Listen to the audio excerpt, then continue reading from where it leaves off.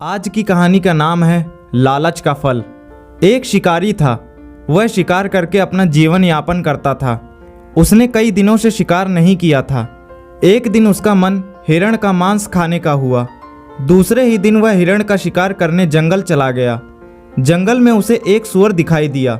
शिकारी ने सोचा, अच्छा अट्टा खट्टा शिकार मिला है, इसी सूअर का शिकार कर लेता हूँ। इसका कुछ मांस मैं खा लूँगा और बाकी बाजार में बेच दूंगा, जिससे मुझे अधिक पैसा मिलेगा।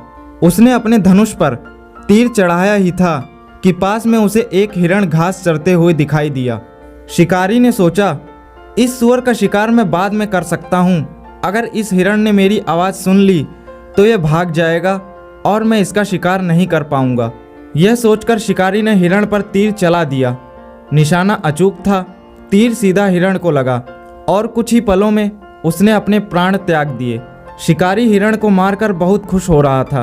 उसके मन में लालच आ गया कि हिरण के साथ अब सूअर का भी शिकार करता हूँ। इससे मुझे दोगुनी आमदनी होगी और मैं ज़्यादा पैसे कमाऊंगा।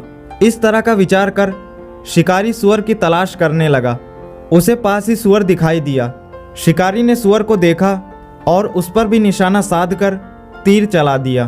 तीर इस बार भी सीधा शिकार को लगा। तीर लगने पर सूअर ने सोच लिया कि वह मरने से पहले उसे मारने वाले शिकारी को मार देगा। सूअर के शरीर से खून बह रहा था, फिर भी वह शिकारी की तरफ मुड़ा और उस पर टूट पड़ा। कुछ ही पलों में शिकारी और सूअर दोनों की ही मृत्यु हो गई।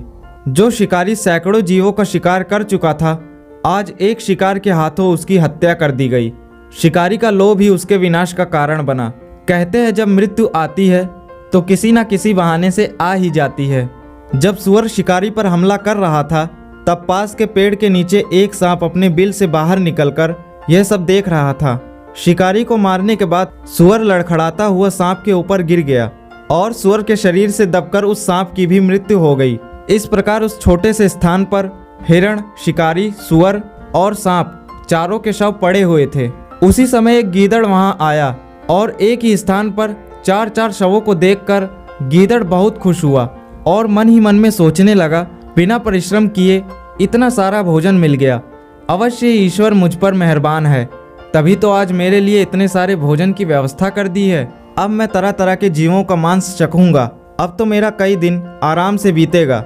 अब तो मेरे कई दिन सुखपूर्वक इन जीवों के मृत शरीर को खाकर बीत जाएंगे। गीदड़ को समझ नहीं आ रहा था वो पहले किसे खाए। कभी तो शिकारी का मांस खाना चाहता, तो कभी हिरण का, तो कभी सूअर का। फिर उसने निश्चय किया कि पहले शिकारी का मांस खाया जाए। उसने कभी इंसान का मांस नहीं खाया था। इसके बाद हिरण, उसके बाद सांप और उसके अंत में सूअर का मांस खाएगा। इस तरह उसका 1 माह बीत जाएगा। शिकारी के धनुष को देखकर गीदड़ उत्सुकतावश धनुष के पास गया। धनुष की डोरी चमड़े की थी। गीदड़ चमड़े को चबाने का प्रयास करने लगा। गीदड़ के चबाने से डोरी कमजोर हो गई और वह टूट गई। डोरी के टूटने से धनुष का एक सिरा बड़ी तेजी से उसके माथे को भेद कर बाहर आ गया, मानो उसका माथा फट गया हो और उसकी खोपड़ी निकल आई हो।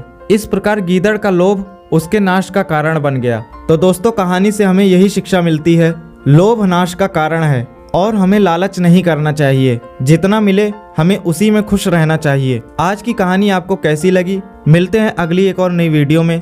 तब तक के लिए धन्यवाद।